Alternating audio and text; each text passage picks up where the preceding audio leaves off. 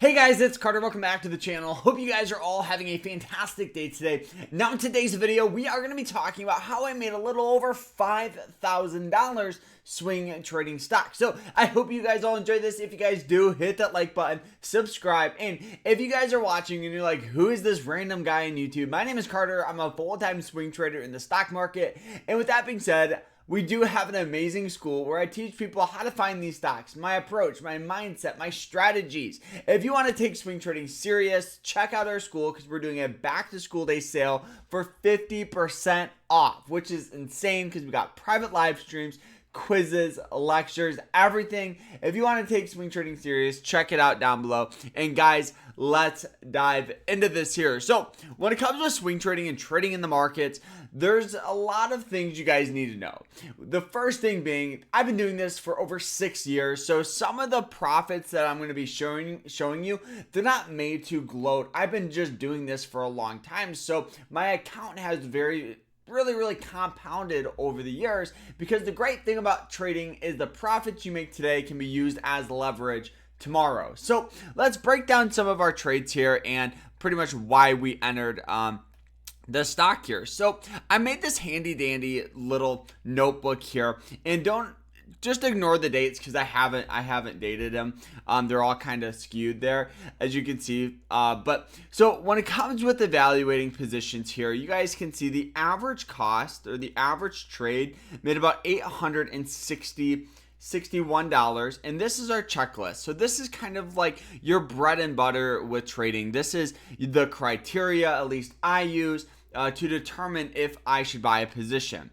Now, some of the largest positions here was on Meta. We went heavy with this Meta position, and it made a little over $2,312. And so let's talk about the first stock, and we'll just kind of work our way down here. So a stock that we recently traded was ticker symbol BJ. Now this stock here, one of the reasons I bought it is if we go to our checklist here, you can see upward trend. Boom. Stock does have this nice upward trend. The next thing, support on the dailies. So we are on the daily chart. I go and I want to find some sort of support. So by the time we bought it, our average cost here, if we actually look at it, average cost was about $85.29. So if we go to the hourly chart, you can see it a little better why I bought it. So we bought it on the breakout of these moving average lines. So let's remove some of this stuff so you guys can see it a little clearer here. So you can see it was forming just this general downward trend, forming this, and we entered on the breakout here of these moving average lines. Now you guys can see the stock just pretty much popped up. Now why we sold it here, it's because they released an earnings, and right in our trend or checklist, the earnings date. I never hold stocks through earnings. I find it very risky to do so, and this is a prime example of why. The next thing is the RSI under a 10 or under a 30. RSI was trading for about a 28 on the RSI.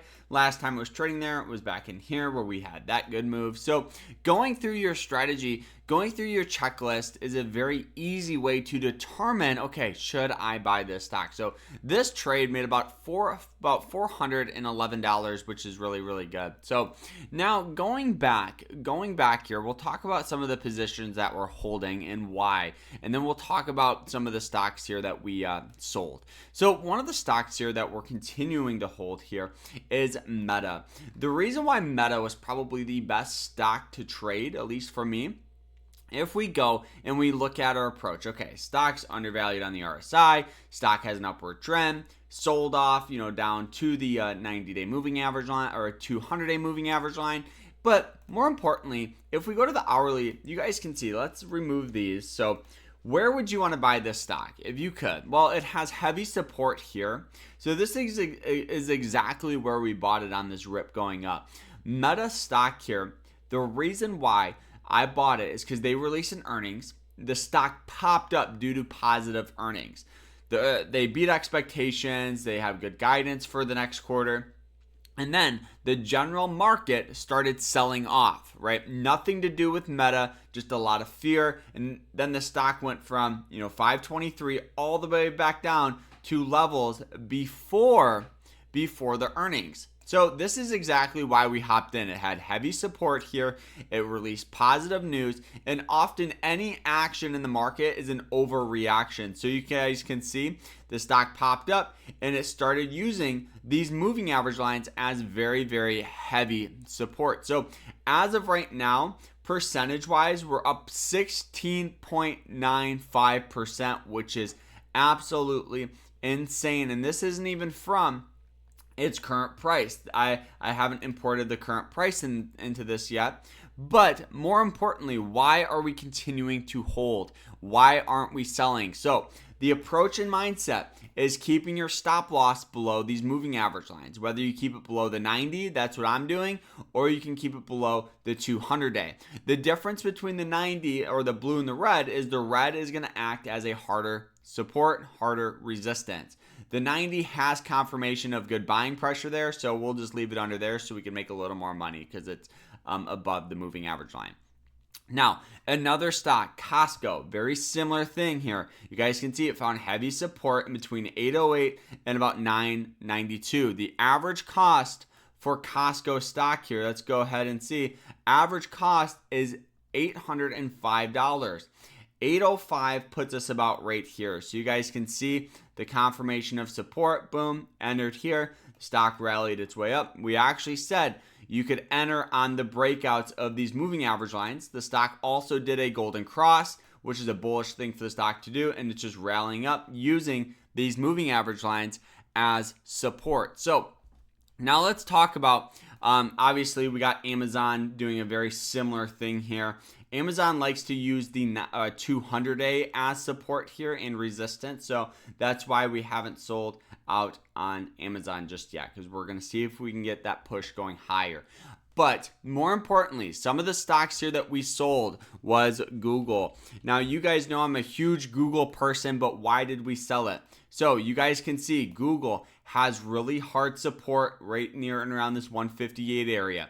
Hits it several times, got good buying pressure there.